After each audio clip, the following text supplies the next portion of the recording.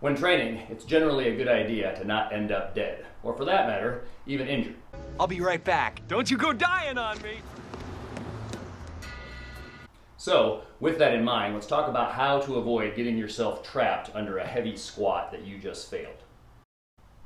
Now, ideally in training, we don't want to fail. We try to avoid it whenever possible, but sometimes these things happen. And in the squat, the best solution is to have spotters that you trust. 2 spotters, 1 on each side. Forget the whole spotter behind you thing, that's stupid. 1 on each side. We've got a video on how to spot. We'll link to that below. But the great thing about spotters is the moment you start to fail, the moment you start to go back down, they take the bar right away. You don't have to go all the way down to the pins. You only drop like an inch or 2, and then you and your spotters, because you don't abandon your spotters, you and your spotters take the barbell up, put it back in the rack. So spotters are great.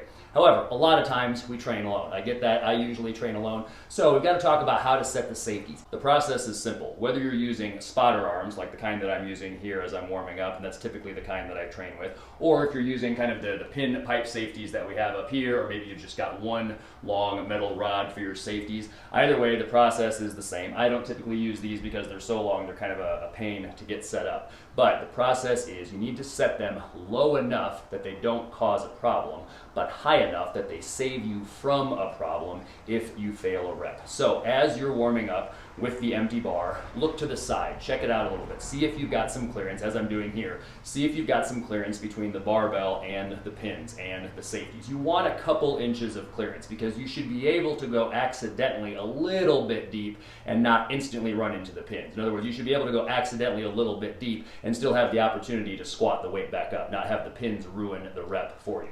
Okay, so, and then my preference is usually with a little bit of weight on the bar because I'm a little bit better warmed up with a little bit of weight on the bar. So I'm usually going to do it with 1 plate on each side, but you can also do this with the empty bar. You actually need to do a practice fail. So either with the empty bar or with a little bit of weight on the bar, do a couple of normal reps, and then maybe the 3rd, the 4th rep, something like that. Go down, start coming up, pretend like it's too heavy, and then simply relax your upper back, allow yourself to kind of fold over a little bit and set the bar on the pins, and then do the crawl of shame, either forward out from underneath the bar or backwards, out from underneath the bar. I do not recommend ever dumping the bar off your back and onto the floor, especially not, now some of you may disagree with that, that's fine, you can put it in the comments, we're not going to have a conversation about it, but especially with the low bar squat, you are more leaned over in a low bar squat than in a high bar squat, so dumping that bar off your back, trying to get out from underneath that thing quick enough is, in my recommendation, a very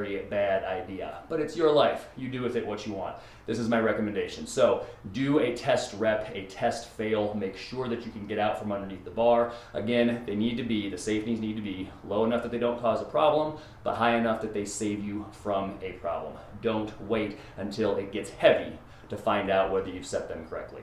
Hope this helps you get stronger and live better.